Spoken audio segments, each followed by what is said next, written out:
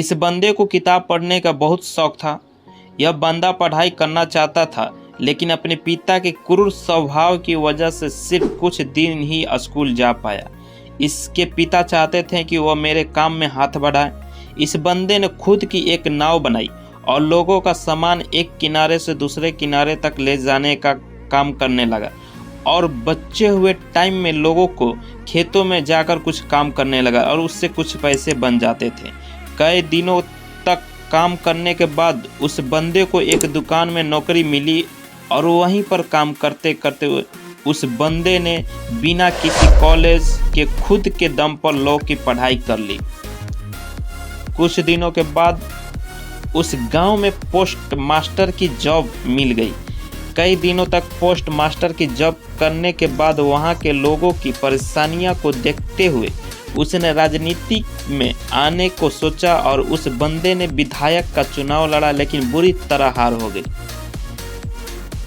साथ ही post master की job छोड़ने की वजह से पैसे भी खत्म हो चुके थे।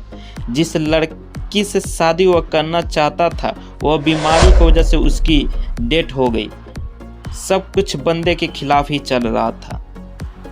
यह बंदा इतना डिप्रेशन में चला गया कि अपने आप को चाकू, छुरिया और बहुत चीज़ों से दूर रहने लगा, इसलिए कि वह कहीं अपने आप को नुकसान न पहुंचा पाए। अपने दोस्त की मदद से एक बार फिर विधायक का चुनाव लड़ा और जीत गया। साथ ही वो बंदे ने जो लॉ की पढ़ाई की थी उसकी वजह से वह गरीब लोगों की केस फ्री में लड़ने लगा और गरीब लोगों का 20 साल तक वकालत की और गरीब लोगों की तरफ से साथ में था। लेकिन दोस्तों, परेशानियां अभी भी ख़त्म नहीं हुई थी। जिंदगी में एक के बाद थप्पड़ मारी जा रही थी।